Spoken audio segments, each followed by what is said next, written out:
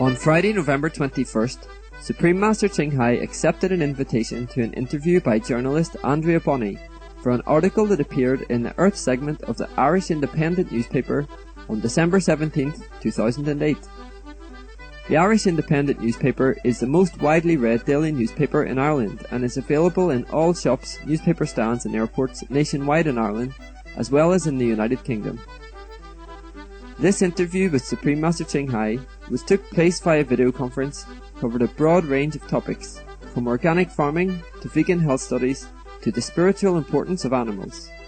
It also delved into issues related to implementing the vegetarian solution to global warming. We now present the interview with Supreme Master Qinghai by journalist Andrea Bonny.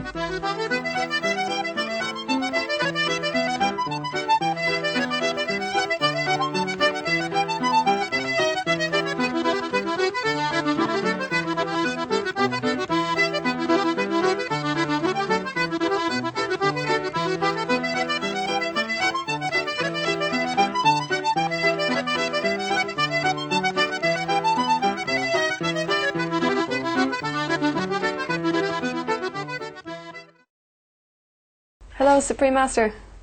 Hello. How are you today?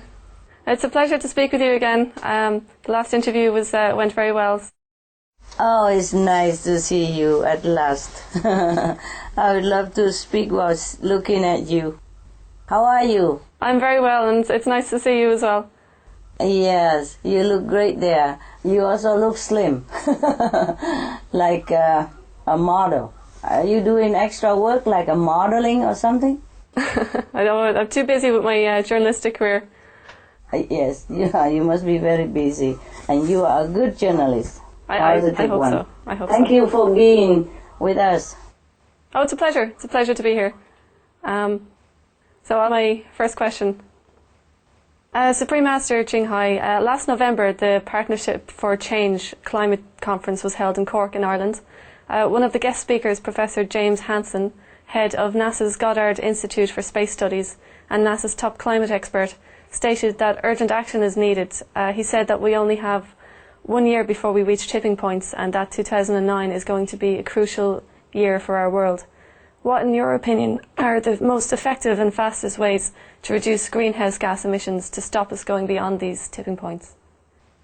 Well, madam, that would be vegan, eh? Vegetarian diet without any animal product.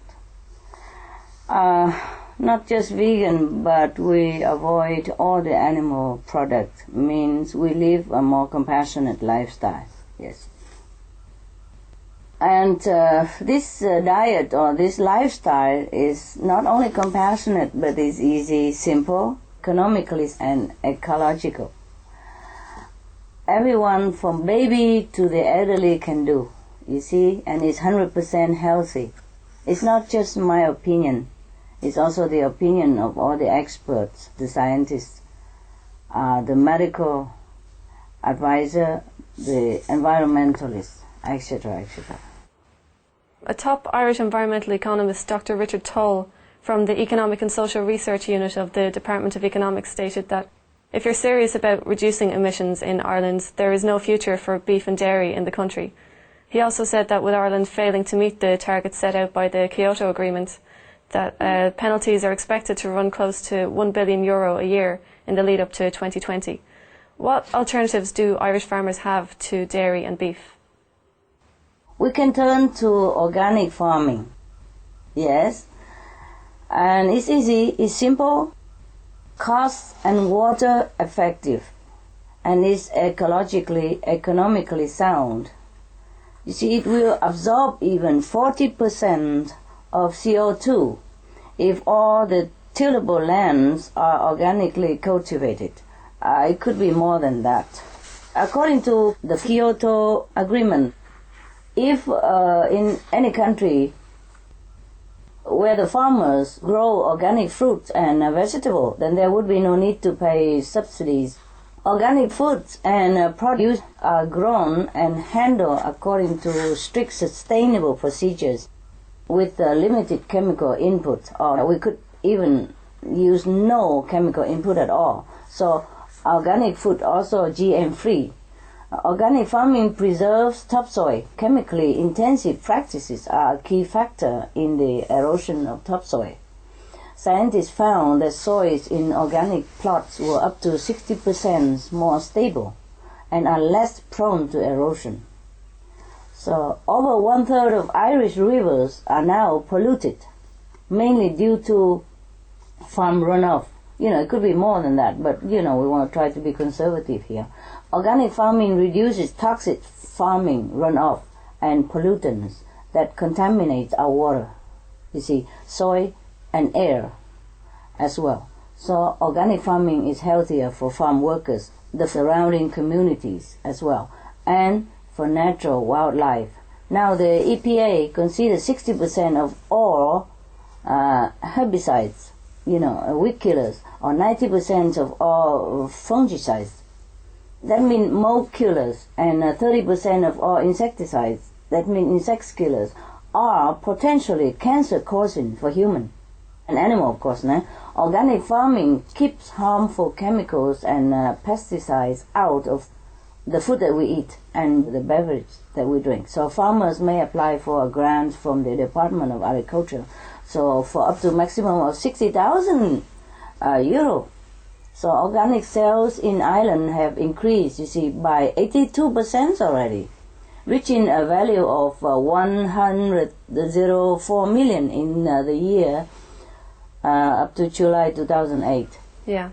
For Ireland to meet the Kyoto Agreement targets, they need to plant millions of trees, but farmers can use their land to do that, and this will help to cool the world also. And forestry is also adds to the beauty of the landscape, and that's good for Ireland's tourist industry. Thank you.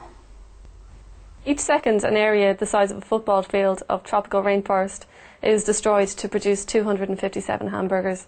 Do you feel that if the public were to know this information, that they would move to a more sustainable diet?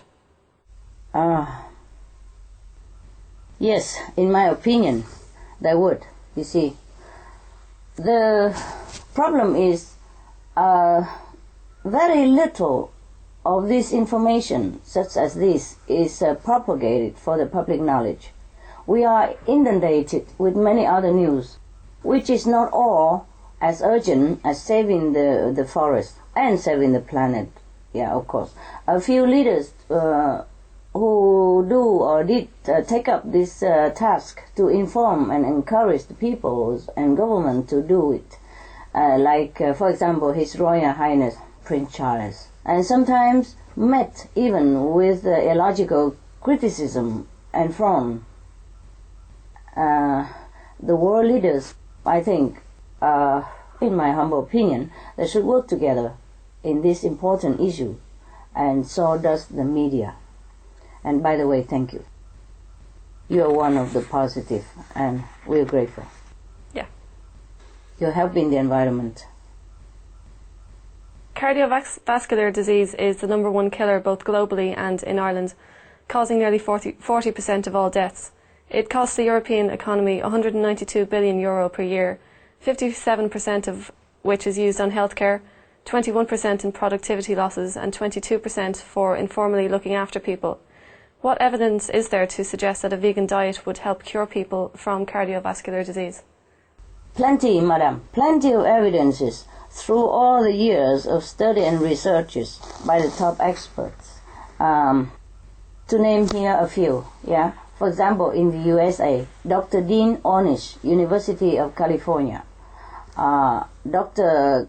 Caldwell Esselstyn from Cleveland Clinic, Ohio, Dr. Joel Furman from New Jersey, and many more, all offer plant-based programs that cure this disease more effectively and quickly than surgery or drugs.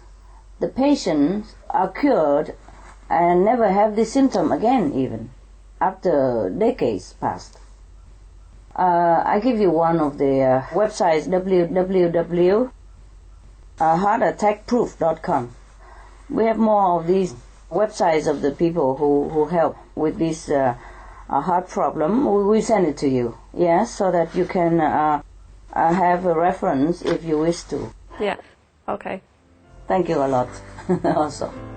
Some of the benefits of a vegetarian diet: lower blood pressure, lower cholesterol levels, reduce type 2 diabetes, prevent stroke conditions, reverse atherosclerosis, reduce heart disease risk 50%, reduce heart surgery risk 80%, prevent many forms of cancer, stronger immune system, increase life expectancy up to 15 years, higher IQ, conserve up to 70% clean water, save over 70% of the Amazonian rainforest from clearance for animal grazing.